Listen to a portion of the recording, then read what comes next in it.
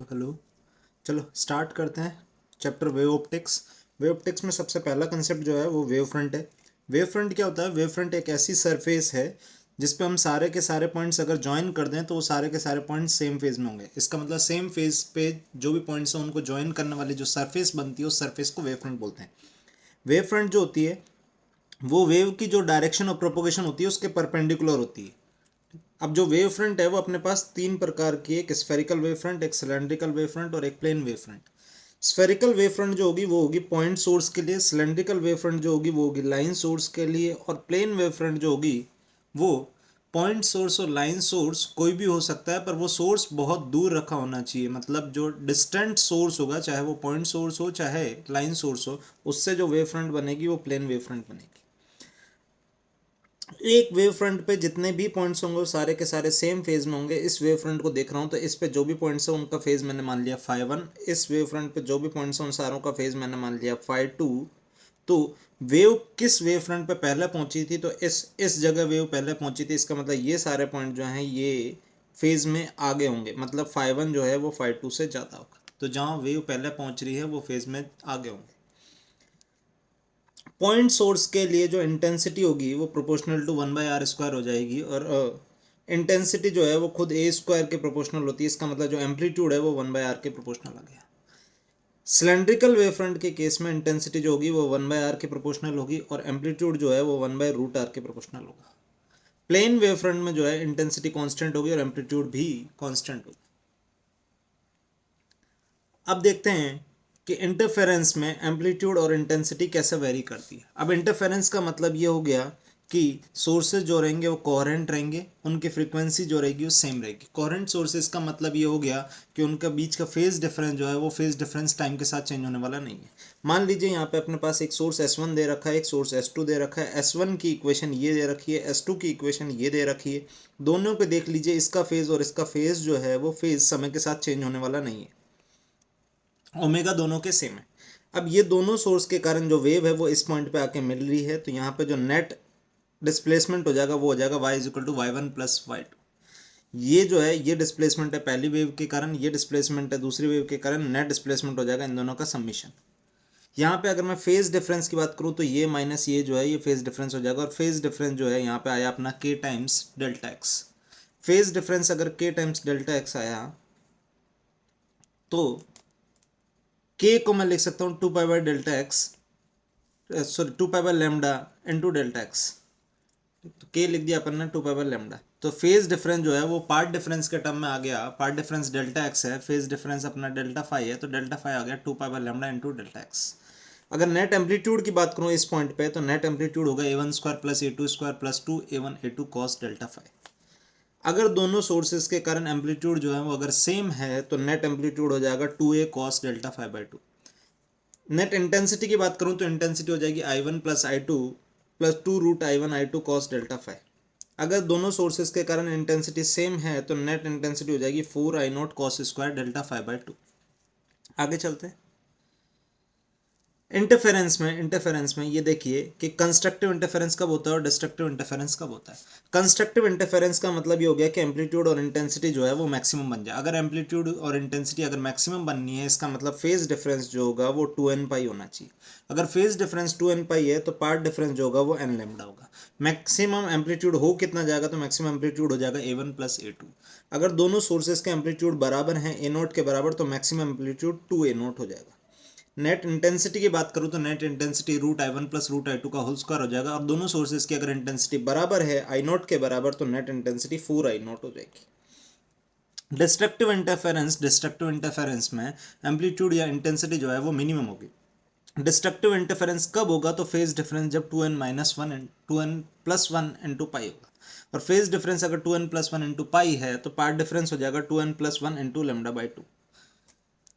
Net amplitude हो जाएगा a1 - a2। अगर दोनों सोर्सेज का एम्पलीट्यूड बराबर है a0 के बराबर तो नेट जीरो हो जाएगा। नेट इंटेंसिटी की बात करूँ तो नेट इंटेंसिटी √I1 - √I2 का होल स्क्वायर हो जाएगी, और अगर दोनों सोर्सेज की इंटेंसिटी बराबर है I0 के बराबर तो नेट इंटेंसिटी जीरो हो जाएगी। जहाँ पे नेट इंटेंसिटी मैक्सिमम 4I हो रही है उसका मतलब उस पॉइंट को बोलेंगे मैक्सिमम। जहाँ इंटेंसिटी नेट इंटेंसिटी जीरो हो रही है उस पॉइंट को अपन बोलेंगे मिनिमम।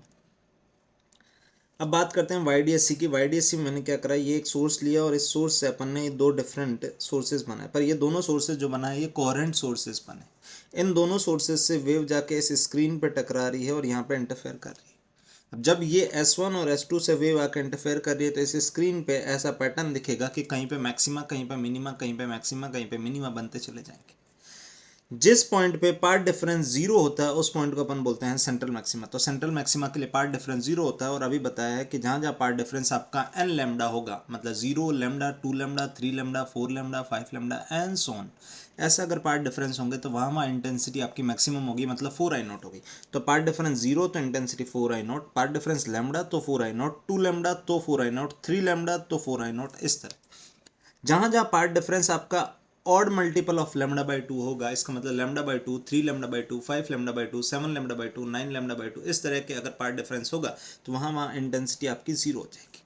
तो ये मैक्सिमा, फिर मिनिमा, फिर मैक्सिमा, फिर मिनिमा, फिर मैक्सिमा, मिनिमा, इस तरह का एक पैटर्न बनता चला जाता है इस स्क्रीन पर। अब मुझे अगर ये बताना है कि मैक्सिमास और मिनिमास कहाँ बने हैं, तो मैं क्या कर रहा हूँ, S1 और S2 से जो रे जाके यहाँ पे इंटरफेयर कर रही है उनके बीच का पार्ट डिफरेंस देखूंगा तो पार्ट डिफरेंस आ जाएगा अपने पास d साइन थीटा।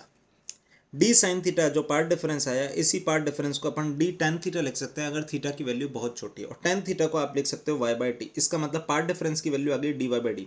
अब जब ये पार्ट डिफरेंस आपका n लैम्डा होगा तो मैक्सिमा बनेगा, और जब यही path difference two n minus one lambda by two या 2n+1 लेमडा बाई टू, मतलब odd multiple of lambda by two होगा, तो मिनिमा बनेगा।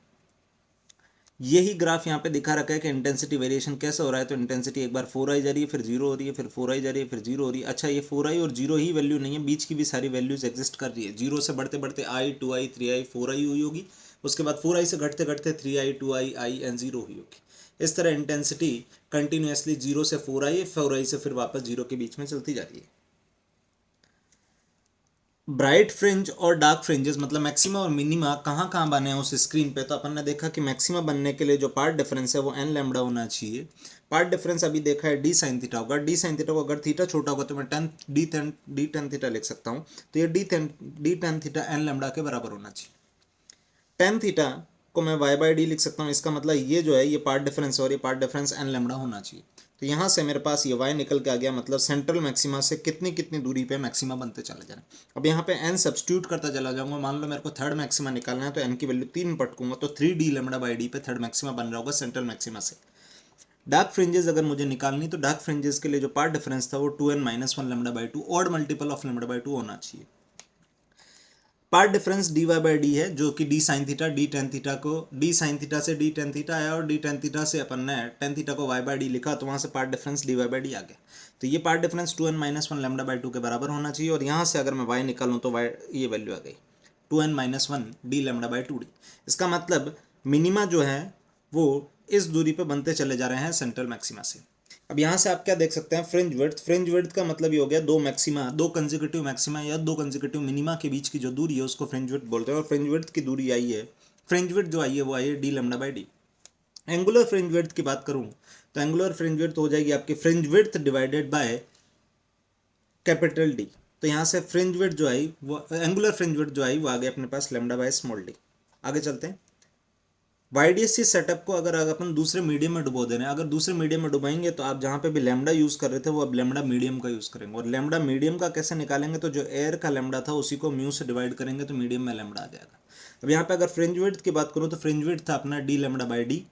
अगर मैं पूरा मीडियम में डुबो दूंगा तो लैम्डा आपका देखो, मीडियम में जो लैम्डा होगा वो एयर में जो था उससे म्यू टाइम्स घट गया।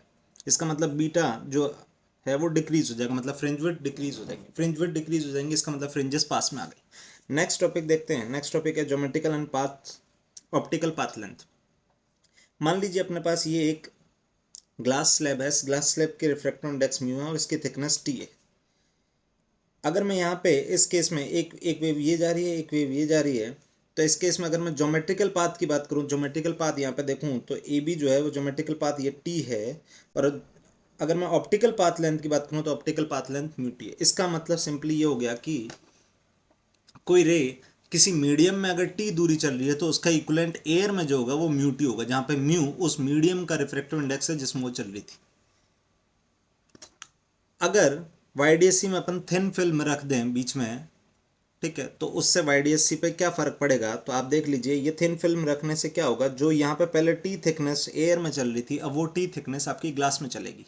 तो जो ग्लास में टी थिकनेस चलेगी उसका एयर इक्विवेलेंट हो जाएगा म्यू टी। तो आप क्या करेंगे, यहाँ पे S1P जो दूरी है, ये S1P पूरी तो एयर में चली नहीं है, तो S1P में से टी जो दूरी है वो एयर में चली, प्लस टी का जो एयर इक्विवेलेंट जो ग्लास में चल रही है टी, ये ग्लास में जो टी चली उसका एयर इक्विवेलेंट देखो तो वो म्यू टी हो जाएगा। तो यहाँ पे पार्ट डिफरेंस जो है वो पार्ट डिफरेंस ये निकाल दिया आपने, S2P ये वाली दूरी माइनस ये दूरी, ये पार्ट डिफरेंस आ गया। और मैक्सिमा के लिए फिर से ये पार्ट डिफरेंस जो है, ये पार्ट डिफरेंस n लैम्डा होना चाहिए, और मिनिमा के लिए 2n-1 लैम्डा बाई 2 आना चाहिए। ठीक है, तो यहाँ से दिख रहा है कि जो फ्रिंज में शिफ्ट होगा, जिधर अपन ने स्लैब रखी है उधर की तरफ फ्रिंजेस शिफ्ट हो जाएगी, और कितने अमाउंट से कितनी कितनी दूरी से शिफ्ट होंगी, तो इतनी दूरी से शिफ्ट हो जाएंगी। μ-1 into T times capital D by small D. ठीक, तो इतने टाइम्स शिफ्ट हो जाएगी। अगर दोनों जगह ये स्लैब रख दी जाएगी तो जिस स्लैब का μ-1 इंटू टी फैक्टर ज़्यादा होगा उधर की तरफ शिफ्ट हो जाएंगे।